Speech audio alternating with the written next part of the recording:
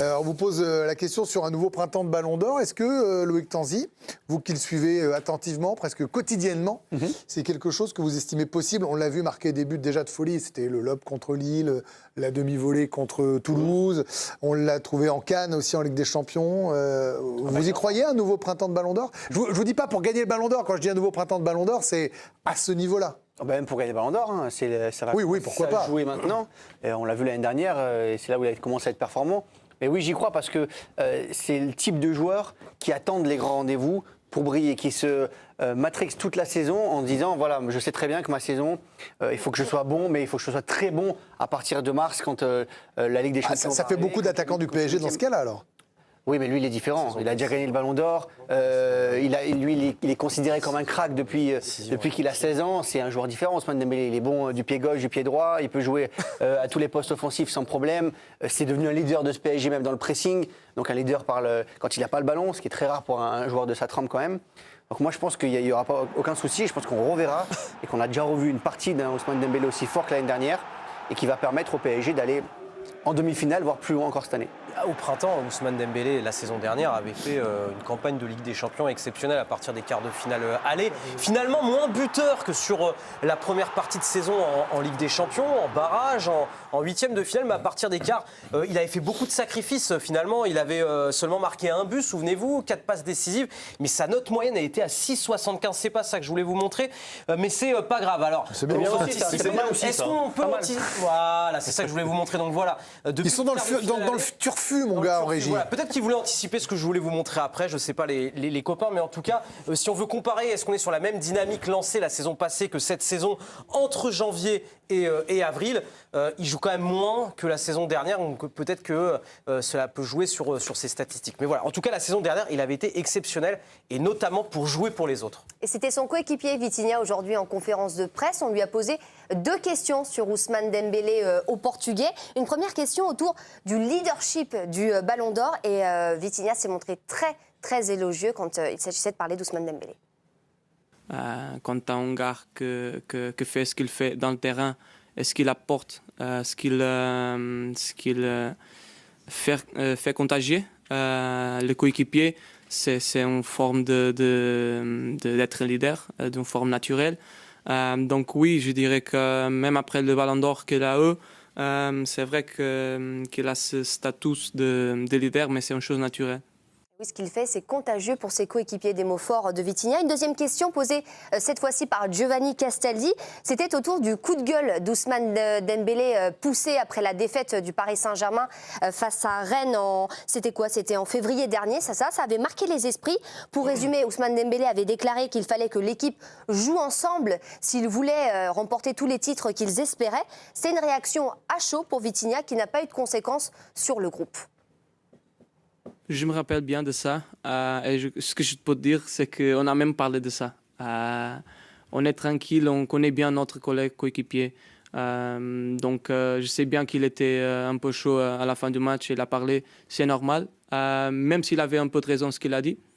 On a bien pris, on a continué et on avoue que ça a donné un bon résultat. Et vous, personnellement, pas senti visé? Non, pas du tout. Il vous épate là sur ce qu'il est capable de faire avec son retour de blessure et la saison qu'il a connue? Oui, moi ce que j'aime bien dans la conf de Vitinha, c'est le mot contagieux. Ça veut tout dire en fait. Et on en revient toujours à la même salade avec Dembélé, c'est-à-dire que lorsque vous avez votre capitaine, je veux dire 12e capitaine, meilleur joueur, qui est aux avant-postes. Oui, capitaine c'est Marquinhos, mais voilà, vous dire votre leader d'attaque. C'est un capitaine de leader, pardon. Qui à chaque fois, dès la première seconde, fait des pressings à haute intensité, montre l'exemple. Je peux vous dire que derrière, vous regardez tous, ah ouais, Dembélé, quasiment peut-être le meilleur joueur de notre équipe, fait ça, nous on est obligés. Moi je me souviens un quart de finale en Champions face à Lyon, un match retour où on devait gagner, et je fais une entame de match un peu poussive. Alou Diawara me jette un regard, j'ai compris de suite. Parce que lui, il avait été au turbin d'entrée, alors que moi, j'étais un peu rentré, un peu en dilettante. Je peux vous dire, et Dembélé, c'est la même chose. C'est-à-dire que le message qu'il envoie à ses partenaires, vous mettez à 100, 200%, parce que vous voyez votre meilleur joueur faire ça. Il a envie de gagner, il a envie de remporter une 2e Champions League. Les autres, c'est pareil. D'ailleurs, vous avez fait la même chose en début d'émission. Là, vous êtes bien rentré dans votre émission. Petit regard noir de Loïc Tanzi. D'ailleurs, vous êtes trop parti à 2000. J'ai eu peur. Bravo, mon Ben. Leader contagieux. Giovanni Castaldi, qu'est-ce que vous pensez de ce que vous entendez en plateau ? Vous pensez qu'il est capable de ce nouveau printemps de Ballon d'Or ? C'est vrai que quand même, le talent, il l'a toujours eu, bien sûr. Il a été embêté physiquement. Il y a eu l'imbroglio à Monaco, voilà, ce genre de choses. Là, pour vous, il est lancé. Je sais que vous n'aimez pas comparer les saisons, mais là, je suis obligé, Gio. Je pense qu'il en est capable puisque c'est un joueur qui a fondamentalement changé. Avant, c'était un joueur qui vivait par des coups d'éclat. Je trouve que même quand il marque pas, il fait toujours des matchs intéressants. Son contenu a énormément progressé. On l'a dit en plateau, c'est un capitaine de pressing exemplaire. Et même si la saison de Ousmane Dembélé a été vraiment perturbée par les blessures, à chaque fois où ça a un peu compté quand même, il a été là pour nous rappeler que c'était le Ballon d'Or, quoi. Le but qu'il met contre Lille, mais il est stratosphérique. Quand il y a le match qui compte contre l'Olympique de Marseille au Parc des Princes, il est monumental. Donc en fait, par bribes, il nous rappelle que c'est un joueur qui est indispensable pour ce PSG. Et oui, je pense qu'il va porter cette équipe parce que je le sens bien psychologiquement, bien physiquement. Il est sur sa lancée pour la Coupe du Monde parce qu'il y a les Bleus quand même derrière. Pour un autre Ballon d'Or, parce que c'est aussi la question qui est affichée, Ballon d'Or. Alors, il faut gagner des titres, mais il va falloir mettre peut-être plus de buts, parce que là, il est en retard sur ses temps de passage de la saison passée, et d'autres ont pris de l'avance, parce que ça compte les statistiques. Voilà, Harry Kane est toujours en course pour la Ligue des Champions, et il a marqué 18 buts.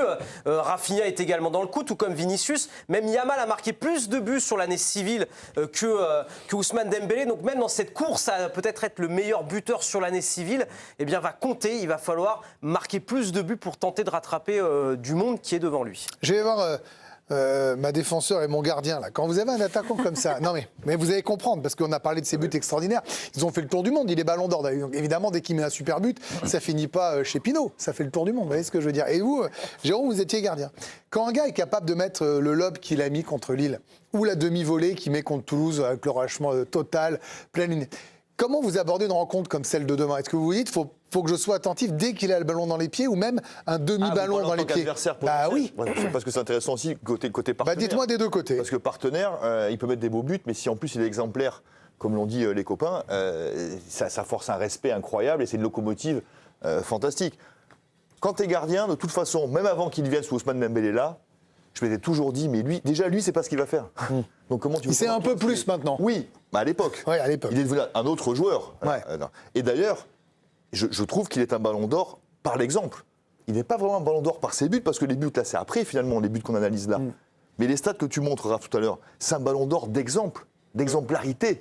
C'est un Ballon d'Or du travail qu'il a récompensé. Et ça veut dire que cet homme-là, quand tu l'as dans ton équipe et qui t'amène avec lui, qu'il a eu un Ballon d'Or, pas à la Messi ou à la Ronaldo. Tu vois, c'est un Ballon d'Or de travailleur et de génie. Mix des deux. Tu vois, il y a les deux là-dedans. Quand ce gars-là, en plus, une saison galère, il se blesse, il revient, il se reblesse. Il se reblesse pas pour lui, hein, parce que le mec, il voulait jouer en fait pour rendre service au groupe. C'est pas des blessures d'égoïsme. C'est peut-être que aussi ça a été mal géré et tout. Mais franchement, tout ce qu'il fait là force le respect. Et que tu sois adversaire ou coéquipier, c'est un enfer d'un côté et un bonheur de l'autre, en fait. Alors ça veut dire quoi ? Qu'on prépare le match différemment, Charlotte, quand on est défenseur, qu'on le voit arriver ? Parce que s'il est si imprévisible que ça, il y a un plan anti-Dembélé, par exemple, demain, qui serait mis en place ? Il y a des prises à 2, à 3 à essayer de faire. Là où on oublie rapidement, c'est que Dembélé, c'est pas un numéro 9 de métier. Donc ce que j'aime avec ce joueur, c'est qu'il a adapté ses qualités pour ce poste et être imprévisible. En fait, il n'est jamais proche de ses défenseurs. Il arrive à décrocher au bon moment, à se faire oublier. Et je trouve qu'il joue différemment que par rapport à l'année dernière. C'est-à-dire que je le trouve moins dans la percussion où il trouve côté, il essaye de percuter avec le ballon. En fait, il est plus dans la connexion. Quand il est dos au but, il joue rapidement et ensuite il se met face au jeu. Donc là où l'année dernière, peut-être, il était un peu feu follet parce qu'il voulait aider son équipe comme il pouvait, c'était pas son poste. Là, vraiment, il a appréhendé ce poste-là avec ses qualités et c'est ça qui m'impressionne. On dit c'est un 9,5 quand on parle d'un gars. Oui, là pour le coup, c'est vrai. Je trouve que c'est un 10,5. Ouais. Tu vois, en fait, c'est-à-dire que c'est le numéro 10, mais plus. Tu vois, c'est-à-dire qu'il a presque comme tu dis, presque des moves de numéro 10, presque un peu à l'ancienne parfois. Tu vois Giovanni, vous voulez rajouter aussi quelque chose qu'on n'a pas encore souligné sur Ousmane Dembélé, me dit-on ? Là, c'est juste que contrairement à certains de ses partenaires parfois qui ont tendance à surjouer quand c'était moins bien, retour de blessure, ou qui s'agaçaient quand ça tournait un peu moins bien pour le PSG, je trouve que la grande qualité aussi d'Ousmane Dembélé cette saison, un peu sur la lignée de ce que vient de dire Charlotte, c'est qu'il a jamais forcé son jeu, je trouve. Pourtant, il a un statut différent, c'est le Ballon d'Or, c'est le meilleur buteur de cette équipe parisienne, c'est lui aussi la vraie grosse star médiatique, et je trouve qu'il a toujours respecté le jeu, quitte à ce que sur certaines rencontres, il soit un peu plus discret. Si, Giovanni. Alors attendez, vous savez qu'on a la chance d'avoir l'oracle de la Ligue des Champions sur ce plateau, Benoît Tremolinas, notre légende vivante qui nous avait annoncé allez, 10 scores sur 11 ou 11 sur 12 du PSG en Ligue des Champions. Benoît, est-ce que vous pensez qu'Ousmane Dembélé va être capable de sortir un gros match contre Liverpool ? Oui, c'est sûr qu'il va sortir un gros match. Et c'est très intéressant ce que tu disais, Charlotte, c'est que Ousmane Dembélé a toujours des très bonnes analyses, Charlotte. Je vous laisse 10 secondes. Ce qui est fort avec Ousmane Dembélé et ce qui perturbe les défenseurs, c'est qu'en fait, le joueur est toujours en mouvement. Ah bah oui. Il peut être à droite, à gauche, redescendre. Bien sûr. Et souvent, on vous dit, lui, tu le colles, tu le lâches pas, tu lui mets des brins lorsque vous êtes défenseur et tout. C'est impossible, parce qu'il peut redescendre très bas, il peut être à gauche, à droite. Il a adapté son jeu. C'est très malin ce qu'il fait. C'est vrai. Pour être en position de frappe ou en position de dribble, et c'est très fort ce qu'il fait.